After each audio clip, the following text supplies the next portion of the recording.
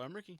And I'm Joe, and this is Season 8, Episode 10 of the Beer and Broadband Podcast, slated to come out on June 16th, 2025.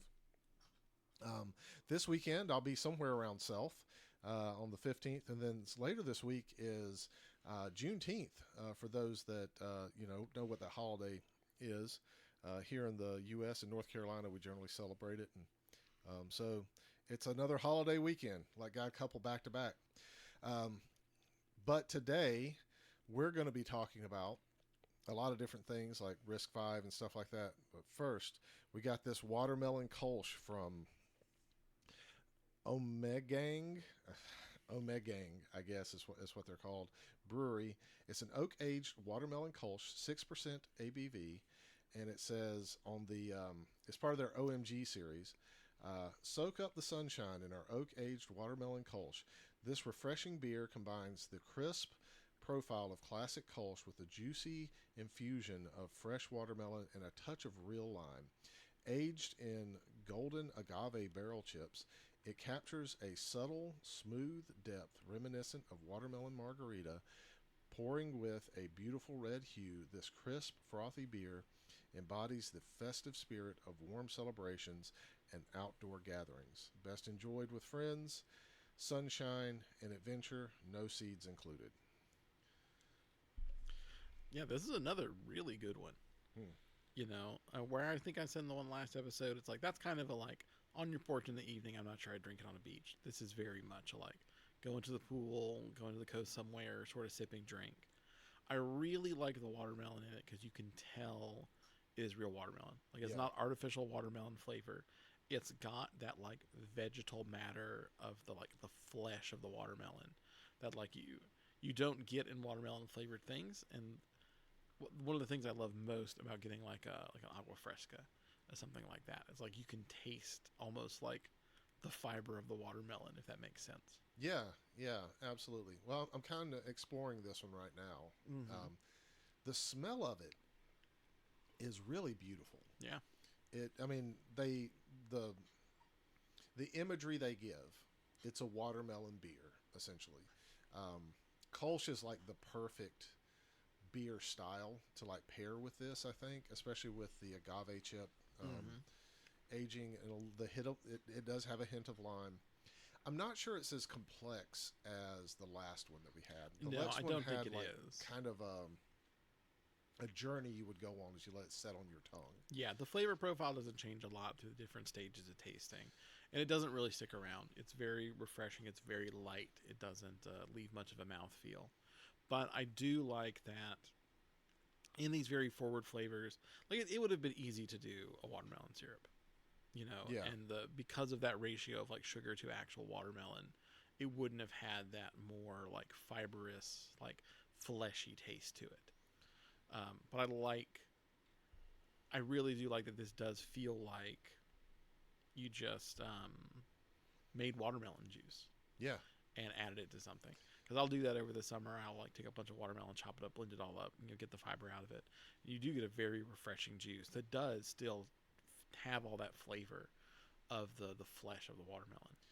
It is very enjoyable. Mm-hmm. I don't know that I would.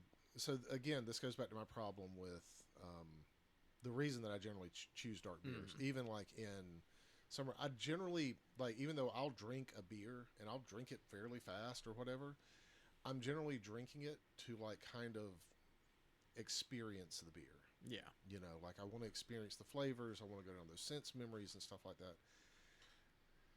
This one is not as complex, but it has a memory associated with it of summer that is not associated with the lime and not associated with the agave, but associated strictly with watermelon. Where when I was a kid, we used to my grandfather would grow these watermelons, and they were huge. We're not talking, you go to the store now and the watermelons, maybe, I don't know, a foot across this. These were 2 foot by a foot, big, huge, kind of football almost things. Bring them in the house. Well, they were bigger than a football, but there was the big heavy things. and maybe like my young Joe is over remembering the size of it, but to my, even up to teenager mind, these things were huge. Yeah. And we would, cut them up, sometimes we'd take the seeds out, sometimes we wouldn't. We'd make like watermelon drinks. We'd have, like watermelon on the back porch in the hot summer day. We put them in the fridge. Like, watermelon was a staple of my household. Watermelon, cantaloupe, muskmelon, and there was a couple other like summer fruits that we grew that were gourds that just this reminds me of. Yeah. Like, I put salt on it, like generally, and like ate it. But there's something about the flavor that it has, like that combo, that just, man, it takes me back there. So like if I bought a whole 6-pack of these, it would be to like go sit back at home, yeah, like exactly, in the heat of the summer, like after doing some yard work, and eat a watermelon and drink some of this. Yeah, I could see that. Now, on the note, you can taste a little bit of the like the agave flavors, and you do have that little bit of lime. Would you, since you like to salt your watermelon, my dad did too. I prefer to eat it plain, but put like a little bit of salt rim on a glass with this in it. Yeah, oh, definitely. I would experiment with it, see what I could kind of like pull out of that. But the agave, I think, gives it some of that saltiness. It does definitely give it a little bit of a more like robust flavor. Yeah. But I'm thinking like a very like light salt rim, or like a little bit of like salt and tahini or something like that could be really good. That could be. I'm gonna have to experiment with it. I'm definitely gonna buy some more of these. But I mean, I love fruity beers. Like, they're great. They're just generally not very complex, so I don't drink them as much. I think if people are going to start making more fruit beers like this, and that's going to become more popular, and than like IPAs and stuff like that, or more popular in the summer. Yeah, doesn't have to necessarily replace IPAs. I wouldn't mind it, but doesn't have to. Something like that came out on a regular basis, it'd have my money. It'd be almost like every time I see Founders beer, I get a little excited about it because they make such good beer. Especially dark beers. I'd be like, or a Deschutes beer. Deschutes, that's I can see that. This would be like my other one, like that. I'm like, oh, it's summer. Are they making new beer? Like, you know what I'm saying? It also makes me want to make a watermelon wine now, because I've been wanting to do that for a while. I tried my hand at it once and it didn't turn out very well. So like, I ended up. Like, it was like a gallon of it, and I just drank it, and it was fine. Same thing with that strawberry chocolate wine that I made. Didn't end up the same way I wanted it to, so I'm going to try my hand at that again. I really want to go down the path of looking at something like a watermelon wine. Yeah. I would almost struggle a little bit to see how, like, what would be the right way to make it if it was like truly watermelon. Because I think what will mess you up with the watermelon is the sugar content to the amount of water in a watermelon. Like, watermelons are sweet, but unless you're getting like those little personal watermelons, which you would need a bunch of, those like sugar baby ones, there's not a lot of sugar for how much fluid there is. Yeah, so the stuff that I've seen where you're making watermelon wine is essentially there's a certain amount of water. I think it's like 2 gallons, and then you cut up and de-rind a ton of watermelons. And you just basically put in a 5-gallon bucket these watermelons, and just basically like kind of let them like put some pectic enzyme over it, let it dissolve and get all the sugars out. Then you strain that water out, and that becomes like your base, and you have like 2 or 3 gallons of like liquid that comes out of that. And you end up with then adding sugar to Gotcha. it. Yeah, you fortify it to some you degree. You fortify it with some ingredients. Yeah, I was thinking a watermelon mead would make a lot of sense. Yeah, I would like to play around with some of those like ideas. Like, what would it be like with brown sugar? What if I used some sort of like pure cane instead of like so like some stuff like that to like mess with it. Also, maybe like getting some agave or something like that and seeing what that kind of does, or like using some grain sugars and stuff like that. So interesting thoughts, but I haven't like experienced the whole world of watermelon wines. I've drank them. I just haven't made a lot of them. So that's like something that I think maybe over the next year, Yeah, maybe that could be this fun. summer. I've already got a cider planned. Maybe also do a watermelon. Yeah, I could definitely see it. I think it would be really good. Maybe just like a 2-gallon batch, so it can work out, and then go, or maybe a 4-gallon batch. Do 2 gallons of watermelon wine and 2 gallons of watermelon mead. Yeah, potentially something like that. Yeah. See what I like best. Okay, enough talking about this. Definitely going to let this warm up a little bit, but I'm going to drink a little bit more while we're talking. Let's talk about Risc-V laptops and some of the promising specs they have. So I take it you read this article? I did, yeah. All right, so what do you think? I think any laptop we're talking about in that price range that's like specific built for particular functions is attractive. Mm-hmm. You know, because it was like $299, $399, something like that. Well, I'm opening up the article and I'll confirm that $349. Yeah, $349. Yeah, so like that's at a price point. You're no longer buying, I think, a general computer. Right. You know, you're now at a price point where you're saying, okay, I'm buying a computer for a very specific thing, and if it functions well, which the article seems to indicate that it would, but I don't have much experience with it, I think that's worth it. I think if you want to do the type of workloads that those machines are dedicated to, a $350 piece of hardware is sure expensive, but you're used to paying things like that for specialized technology anyway. Like if you want a really nice pair of headphones, you're paying $200-$300 for that pair of headphones most likely. You know, if you want to get forget like little form factor things. You know, like a Nook can be fairly expensive when it's trying to be a general computer, but get the really good outfitted Raspberry Pis and things like that. Mm-hmm. Those higher level models are kind of in that same price range. They're like closer to $200. They're about $150 less.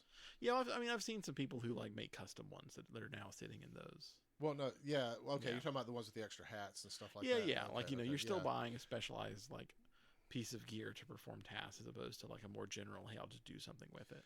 Well, but also this has a neural processing unit built into it that's specially set up for any AI workload that you'd want exactly. That's what I'm saying. If you're, just as we were talking about before, I think with Olam, and it's like, hey, you can install all sorts of little things. It's slow on these devices, maybe faster on these devices.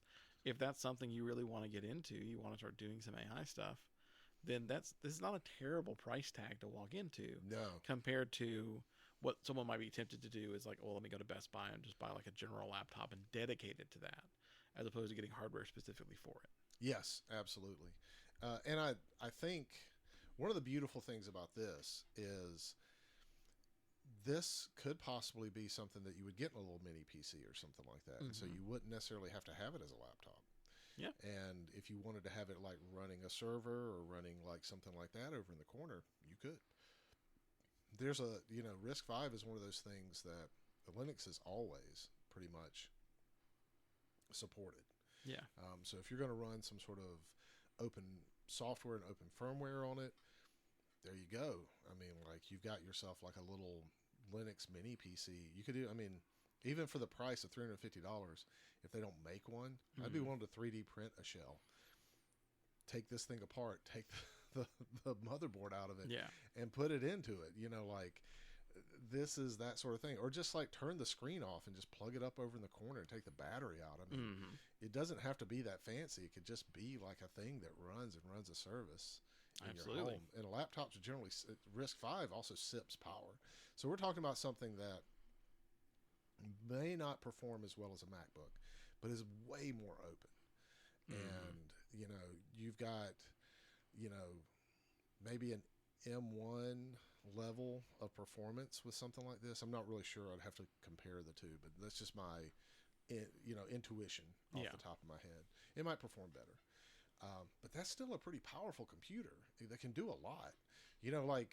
When I was giving back my laptop recently, we were talking about this. I was debating on just buying one, and that would have been $850, and that's a good deal for a really good condition M1 MacBook Pro. Yeah. Now I'm not talking about just an M1 MacBook Pro. I'm talking about an M1 MacBook Pro that's almost in pristine condition. Yeah. Body's in great condition. There's no scratches or dents or nothing's wrong with the screen. No dead pixels. Everything works perfectly. it's basically been babied the whole time that it's been used for the last 3 or 4 years.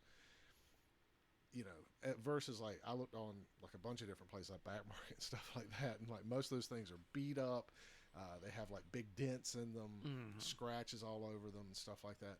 The processor in it's still good, but Yeah. you know, so like, so all that to say, like, yeah, you could probably get one for about $650. You're not gonna find something like that for $350. Correct. Yeah. Yeah. And I don't know, like, I might buy one of these, you know, when it comes out. Yeah. Because I don't think they're out yet. I think they're supposed to come out like sometime later this year. Let me double check on that. But I don't know. What are you thinking? You know, I think I'll have to see how the Olama testing stuff goes. But for $350, I'm not against having a specialized piece of hardware that performs a task that like brings me value.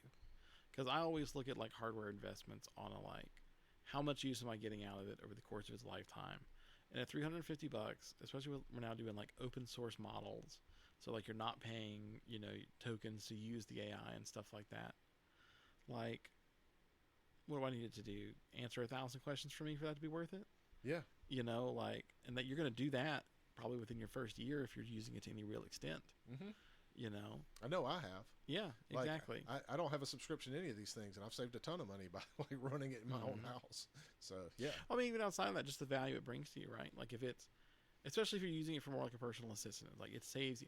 How many minutes a year does it have to save you that $350 bucks is worth it to you? You know, everyone has a different answer for that, but a $350 price tag is a lot lower than what I think a lot of people think about having. Okay, I'm going to have a well-functioning AI assistant in my house or something like that.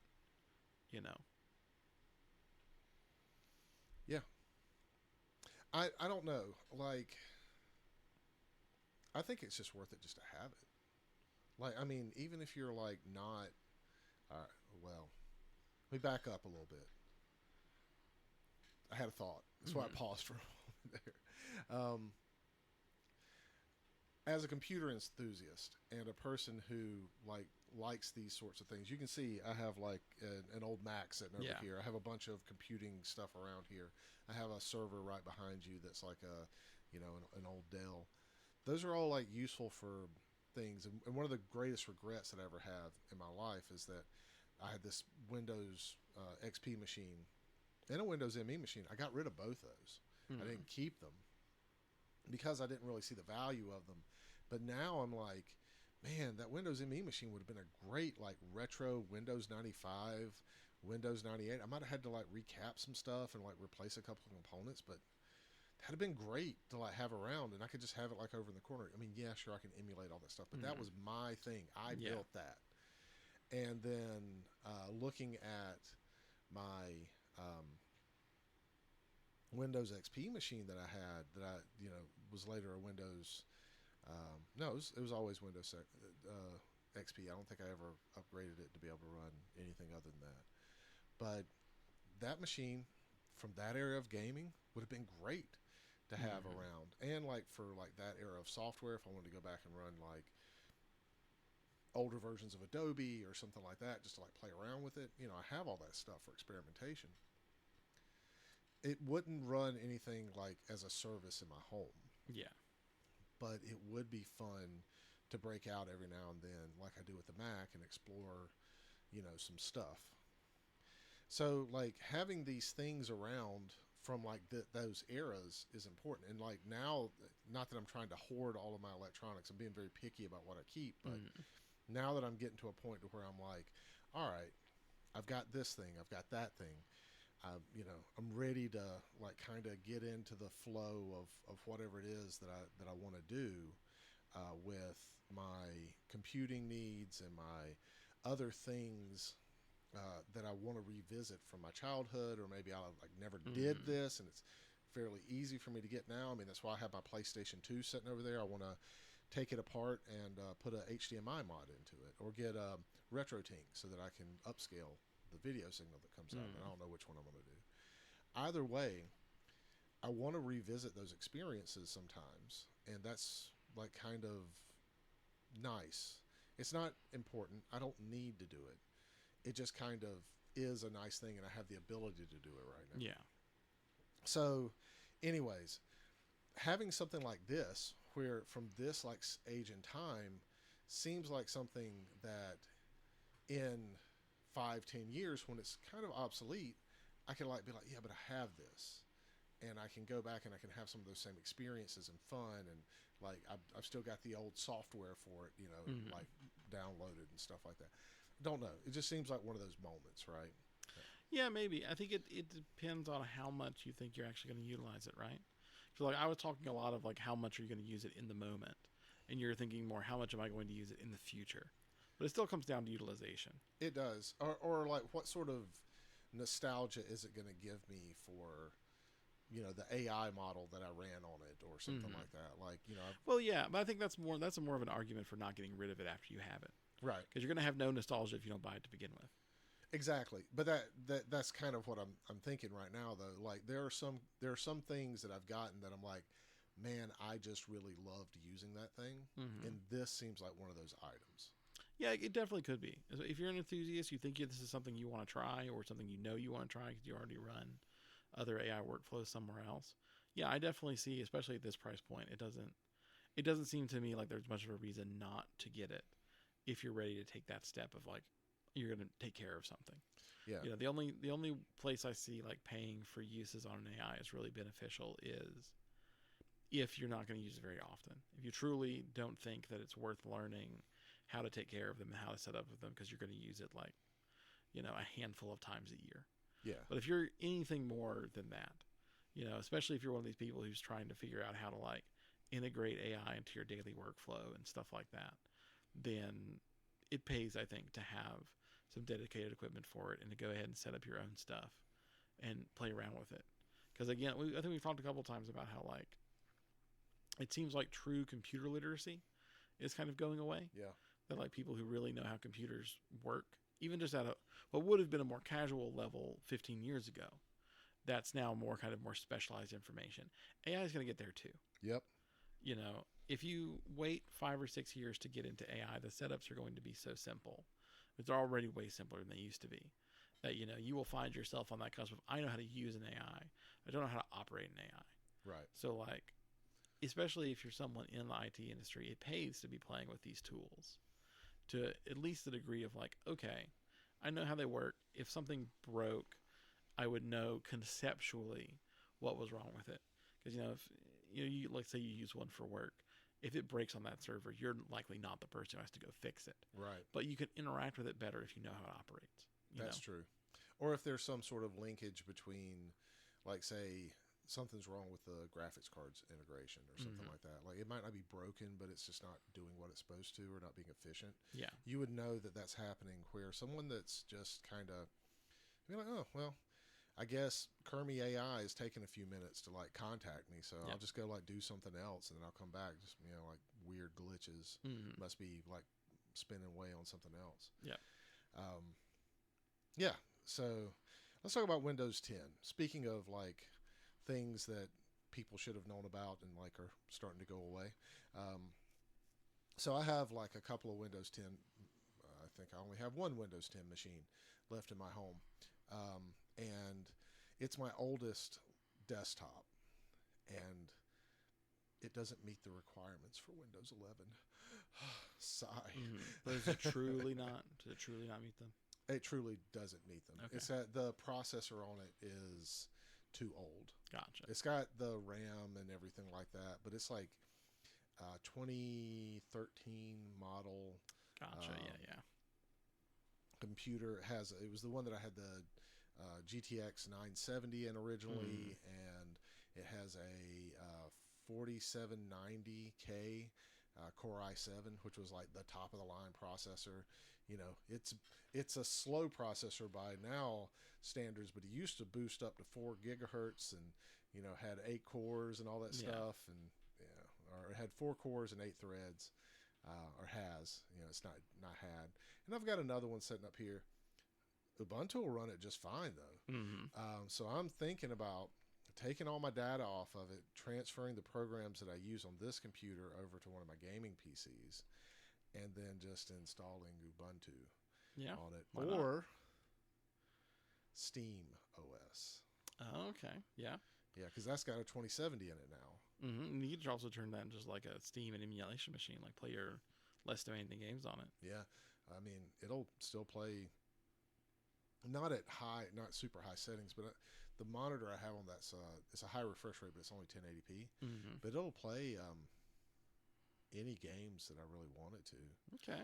I played Cyberpunk on it. I mean, again, not at the highest settings. Yeah, yeah. I don't have like an OLED, with HDR and all that other stuff connected to it.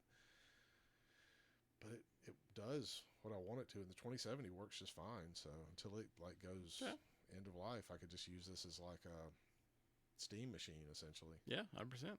Yeah, I mean, I've considered this computer that I have over here.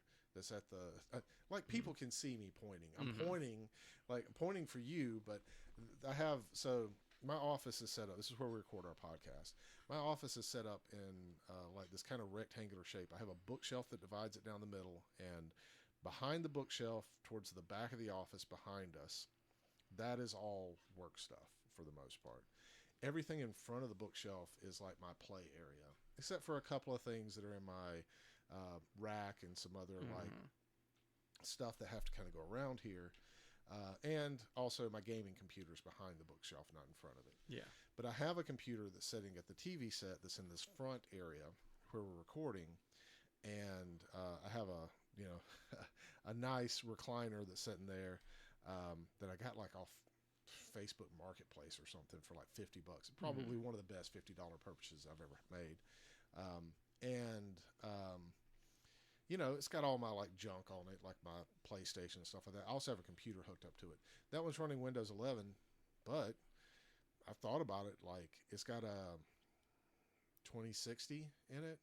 It would be it runs games just fine.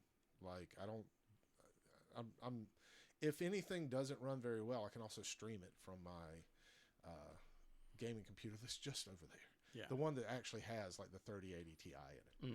Right. So anyways, I've thought about like getting rid of that. But I mean, what am I going to do? Because I don't think that I want to. I don't really love having Windows installed on my computers. And now that I have Steam OS and my primary gaming device is my Steam Deck. Yeah, I mean, that experience. If they're kind of function built for mostly gaming, I think there's a strong argument for something like Steam OS. Yeah. If you're doing a bunch of other stuff and then like gaming on the side, sure, Windows makes sense. But if they're gaming computers meant to be gaming computers and occasionally do other things that run on Steam OS, then why not just do Steam OS? And most of the stuff that I do that's productivity stuff actually works better on Linux. The only time that like anything that I would do that doesn't work better on Linux. Man, I stumbled over my own tongue. Tripped over my own tongue walking down the stairs. The only thing that I might do... No. There's nothing that I'm running on that computer now that is a service that works better on Windows than it would on Linux. Burning CDs, anything like that, all that stuff is going to work as good or better on Linux. Yep. Transferring of files, file management, stuff like that, it's going to work all better on Linux. And anything that doesn't, I could keep one of the computers as a Windows machine and just transfer that software over. Yeah, absolutely. Yeah. So, I don't know. Like, it kind of seems like the way to go. Unless you got, like, a good argument for me to, like, keep Windows 10 or something. I mean, I like Windows 10 decently. I don't like it as much as 11. Sorry, other way around. I like it much more than 11. 11 has some problems. And for a lot of people, because we didn't touch on it, go see if your computer is actually incompatible with Windows 11 or it's just not compatible with all features of Windows 11. Because there's lots of little tutorials for like, oh, your board doesn't have, X on it. You can suppress those alerts, still upgrade, and just some features of 11, like the advanced stuff that no one cares about, will run, things like that. But, Windows is a very good generalist operating system for if you don't know a lot about how computers work. Like if you're not comfortable with Linux and stuff like that, I do think it operates a little bit better than Mac OS in terms of truly just like go in and do something. Where I think Mac has some restrictions on it that, especially on the software side, that really detracts from a true like point and click experience. which is what Windows kind of excels at. But like if you're really comfortable with Linux or you're not doing a whole bunch of stuff, I mean, I think we've talked before on the podcast, it's been years ago now, of like how much things like Chromebooks are taking over, because the average person doesn't really need to do a whole lot. You know, you're doing most of your stuff in a web browser, and at that point, if most of your life is in a web browser, you know, underlying operating system doesn't matter that much. Yeah. Unless you like really know how to manipulate the operating system, the underlying operating system has kind of become a whatever thing. Yeah. It doesn't really matter. I like having like all of the operating systems at my fingertips, just because being able to like keep myself up. There's times when people will come to me and say, "Hey, this isn't working." I'm like, "All right, give me a 5 seconds and I'll figure it out." And I do agree that of the 3 operating systems that are out there that I can use, Mac OS is the most like everything and excels at nothing. It is the sort of thing that you give to someone that really cares about form over function, or has one specific thing that they think is the most important thing and doesn't understand how to make it work in other places. Or they've just used it for so long they aren't willing to move to something else. Yeah. And I think that's it. I mean, it's kind of like I have an Android phone and an iPhone, right? I use my iPhone for one specific reason as my primary phone. I prefer my Android phone. Gotcha. You know? Yeah. And, we can get into those details at some point in time if we want to. But Windows is kind of the same way. Like, I have 3 operating systems. I have one operating system that I can basically make into any flavor of anything that I ever want it to be. And with, Proton being so good now, I really can almost play any game that I want to. There's only like 2 that I can't. I'm in a fortunate position where I don't have to make the sacrifice of like which operating system do I put on. Yeah. I have, multiple computers and multiple like modern computers that can run, all of these different operating systems. So it really does come down to what am I doing else on that computer and which of these things works the best for it. And Mac OS just doesn't fit into that. The one area I'll say that Mac OS seems to excel at, and that could change with this framework laptop if I get it. It's like $350 or whatever. I don't know, whatever the Risc-V laptop was, for some reason I thought it was framework, but now that I'm second guessing myself. But the only thing that I find, and this has more to do with the M series chip than anything else, battery efficiency is so much better on Mac OS than about everything else. And there is a bit of a seamless experience with some of their things. Like, there's nowhere else that if someone texts me on my phone, because I'm using an iPhone, I get it on my laptop and my desktop. Yeah. I mean, if you were using a Windows phone, but who in the world uses Windows phones? Oh, that you can't. You don't. They don't even exist anymore. No, they don't even exist anymore. Well, there you go. Yeah, Windows. I mean, that would have been my preference for that sort of experience in the past, but you don't have that option anymore. Maybe it's such an impact on the industry. I didn't even know they're gone. The best part of running an Android phone in the past was that I could like have a similar experience with my web browser, but Messenger in the web browser, like as far as like text messaging goes or RCS messaging, like kind of died. And so like really, if I want that like kind of seamless experience of where I'm getting a messaging like platform that is cross-platform, I either have to get the person that I'm talking to use something like Discord, or I have to use iMessage. Yeah. And there's just nothing else that's kind of in between. And it's like the thing that I found out was that it's really hard to get people to use those services when they're normies, Yeah, if they're not already inclined to use them.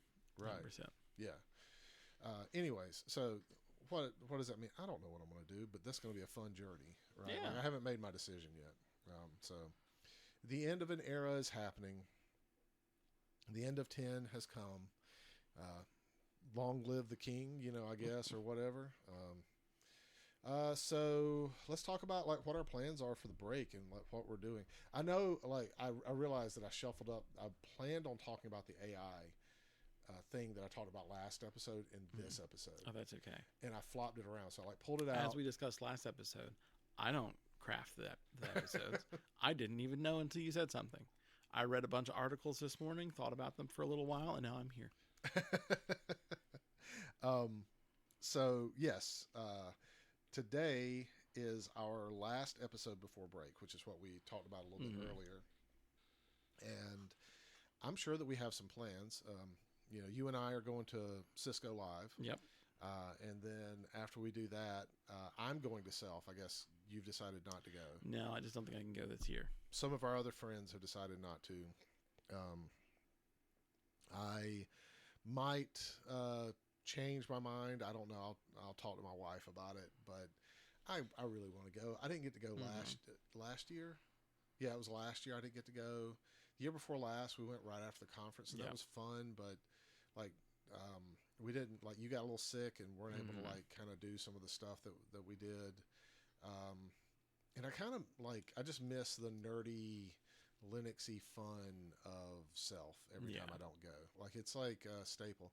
I'm really sad that other people that normally go can't go. Some of our buddies that I know that we really like to go play D&D with and stuff like that can't, but that's fine. We'll work that out.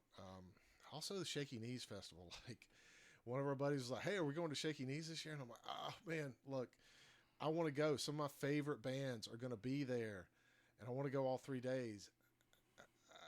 My Chemical Romance is playing. Like, they're not like my favorite band, but they hardly ever tour. Man, if I can go, like, I got another friend, Gina. She like loves them. Like, they're like one of her all-time favorite bands. And she's like, "I really want to go see." I'm like, "Can I afford, like, maybe we all get like a house again or something like that?" That's true, and I never got to go the first time. I know, yeah. So maybe we'll do that. I don't know if I can go. I don't know. But man, if we could go, that would be a good one too. When is it? Yeah, it's somewhere in July. Okay, that's a decent amount of time away. It's either in June or July, and I can't remember which one. I have to look it up. Hold on a second. I'll look it up. You keep talking. You can talk about something. Yeah. Talk about what you're okay. gonna do. Yeah, my summer. I'm gonna get back from Cisco Live. I'm planning to, if I can pull it off, take almost every Friday off until school's back in session, because I want to do a bunch of 3-day weekends with my kid. And so we'll do like little trips, little day trips, or just hang out, stuff like that. We'll see. I don't know if that'll work out. I'm going to submit my PTO next week and see what they say about it. But that's my ultimate goal, is to, instead of taking like a couple big vacations, is to take just like a little time off almost every week to spend with family. That sounds like a great thing to do. You going to do anything technical, or you going to do anything like project wise or anything like that? Maybe. I have to kind of see how my summer plays out.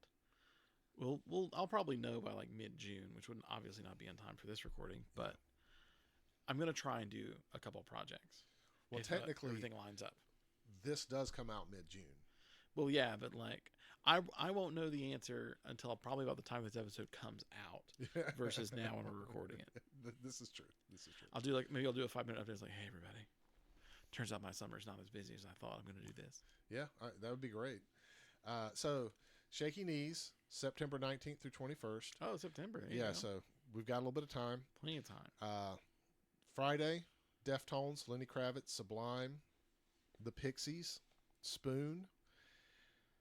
Saturday, My Chemical Romance, Cage the Elephant, Black Eyed Keys, Cage the Elephant, Public Enemy, Black Eyed Keys, not Black Eyed Peas, All American Rejects. Sunday, Blink 182, Alabama Shakes, Vampire Weekend, Devo, and 4 Non Blondes. So, like, if any of those bands interest you, supposed to be like a really great thing. All the headliners interest me. I would love to see Sublime too. I mean, really, the first time we went to Shaky Knees, we went for to go see Tenacious D, right? We just went on the day that Tenacious D was there. Ended up going to see like some really great bands, and Muse was headlining. And second time I've gotten to see Muse in person, and that was just fantastic. Um, so, and the shade, I mean, it's hot and everything, but man, it's such a good show. So I don't know, like, if we want to go, I'd be down to plan that. Like, Yeah, yeah, we probably should. all right. Well, I think we can get enough people together to rent a house. you convince everyone else Okay. because you have to go this time. Yes. If I'm going to dedicate to go, I did it this time. Last time, you have to do it. I've got way less roadblockers this time, so I can't imagine that I can't go. Okay. Yeah, I mean, we can carry people with us too. Yeah. You know, so I'll drive down there together if we want to. I don't mind doing that. Anyways, yeah. So, what am I going to do over the break? Well, we already talked about, like, I've got 2 things planned to brew. I've got a cider that I'm planning on making. We talked about last time that I wanted to recreate an AI recipe. Yeah. I've been working on that. AI does not know how much honey goes into. Yeah, the ABV gallon. calculations are probably a little complicated. It's having a little bit of trouble with that. So I'm going to have to figure out. I'm going to have to do some prompt engineering to be able to turn it into some sort of master brewer before I can get like a good recipe out of it. Yeah, I wonder. Are you specifying how many gallons of something you want to make? Mm-hmm. Okay. Oh, I'm doing like this is what I want. So I could read it to you, but I pretty much know it verbatim. Yeah. So basically I'm saying, hey, I want to make a recipe that's fruity, has some spice in it, is a mead that has approximately 10% ABV, that is 5 gallons. Okay. You know, and like I added a couple other things about, I wanted to, have some sort of like characteristic. I can't like a mouthfeel characteristic. Yeah. I wonder. Yeah, it'll be interesting to see it. Like that might be some struggles for it, right? Because like let's think about realistically how it was trained. It's read in some books. It's probably read in forums, stuff like that. But like mouthfeel is such an organic and almost a little bit of opinionated thing. It doesn't struggle with that though. Really? What it struggles with the is ABV? The ABV, and that's the only thing it struggles with. It gives me like it's giving me some really interesting stuff to like think about. Like nothing like put rocks in it or something like that. Like actually like edible stuff. The one thing that it's not doing is like telling me how much honey to put in at an appropriate amount. Now I could do that myself. I know like if I really want to have about 10% ABV, I need to have about 3 pounds of honey per gallon. So that's about 15 pounds of honey. I can do that math. That's not the point of this though. I want to follow the recipe as it gives it to me, but I don't want to have something that's either going to be poisonous or not going to give me any alcohol. Yeah. And it doesn't tell, like, it's not, so the other thing it's suggesting is just like generic put yeast in it. DeepSeek R1 did the best out of all the different models that I've tried, and where it gave me a suggestion of winemaker's yeast, but it didn't tell me a specific one, like didn't give you a strain. Yeah. So like what I'm going to have to do is get some of that information and put it into a prompt in some way without giving it all. Do you think you could do like follow-up prompts and just like, okay, hey, thanks for this recipe. What yeast would you recommend? I've tried that, and it like just gives me another recipe. Gotcha. It does. Okay. So like it's struggling, and I can try ChatGPT to compare between the two, but I'm not sure that that's going to matter very much. Yeah. I really want it to be something that's like my own personal AI is generating recipes based off of stuff, and then eventually what I want to do is take all my recipes, put them into like a recipe book, give that to the AI, and have it then give me suggested recipes based on what you like to do. Yeah. So like, we'll see. Like, but whatever. That's going to be my project. My technical project is going to be to get the AI to give me a serviceable recipe that the first time it comes out, it's not something that's just like completely off the rails. Yeah. And I've got an iPod that I want to take and put a USB port into. Haven't decided how I'm going to do that yet, but what I'm thinking of doing is cutting a hole in the side of the frame, and then I also want to put a Bluetooth module in it. And I'm thinking about taking either a 3D printed case and making that, and then putting all the stuff into it, wireless charging and stuff like that. I've got all the stuff for it now. I just want to make that happen. And I'm not great at soldering. Like, it's not my first time doing it, but also... You got to do it a lot to get good at it. Yeah. Yeah. And I don't do it all the time. So I'm going to have to do a lot of practice for that. So those are like my two technical projects that I want to try to achieve over the summer, and then I want to brew some. Yeah. That sounds good. Should be pretty fun. And then if we go to Shaky Knees, like at the end of the summer, I can like bring that stuff with me and see how like. Oh yeah, that's true. Like maybe. Yeah, bring them down to the house. Yeah, like share them around everybody. That'd be fun. All right, so this beer has warmed up. I did not drink as much of it as I did last time, so I'm gonna have to like kind of finish this up. But I don't know. I've got thoughts. Yeah. It kind of tastes like a little bit of a different beer. Like the agave comes out a little bit more. The lime comes out a lot more. It's closer to, I wouldn't say it's like a true sour, but it's closer on that end of the spectrum. It loses a lot of its sweetness. It picks up a lot of the more acidic tones. So like, I personally prefer it cold. I could see some people preferring it warm. I feel like it's more complex. It doesn't hit that sense memory when it's warm. Yeah. It is much more complex warm though. Because the agave and the lime are forward and the sweetness and the watermelon flavors are on the back end, when you let it sit in your mouth, and this is what I've been doing is we've been talking, I've been kind of sipping on it. As it evolves, it actually, because those are forward, instead of it all being one note, it's like a little bit tart with the lime, and then it becomes kind of salty and gives you a little bit of that oaky agave like kind of flavor that you get from like tequila. Yeah.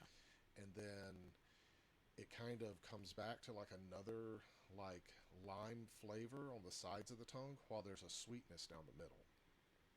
Yeah, I can see that. Yeah, and so it's not the best thing in the world. I'm not trying to like portray it like that, but it just like it kind of does this thing where it just evolves. Yeah, it does. It's not so extreme. I would say those were different beers, but it is a very pronounced difference in flavor profile. Yes, and the smell of it's a bit different too. Smell that again. Yeah, it like loses some of that watermelon character if you want to smell it, like just so you can see, because I know you drank all of yours. Yeah, that's true. Yeah, but it loses some, like before it was like a very sweet floral watermelon character. Now it's lost some of that, so it's a much more interesting beer warm. It's not a better beer warm. I think is the way. But this, this is one of those things I think also I would drink cold. Yeah, like because the memories that are associated with it are kind of worth it for me. Yeah, I can definitely see that in your situation. Yeah. But it's not the worst beer I've ever had either. Warm. It's actually like if there was a lukewarm 6-pack of this, and I had to choose between this and like a Budweiser, I'd choose this any day. Oh yeah, definitely. Absolutely. So yeah, it's not bad warm. It's different warm, and so you may prefer it one temperature or the other, but it's never bad in either form. Yeah, absolutely not. All right, well, so that is the end of Season 8, Episode 10 of the Beer and Broadband Podcast, slated to come out on June 16th, 2025. And we'll catch you sometime in September when we come back from our little bit of a break for a couple of months. So have a good one, and we'll see you when we get back.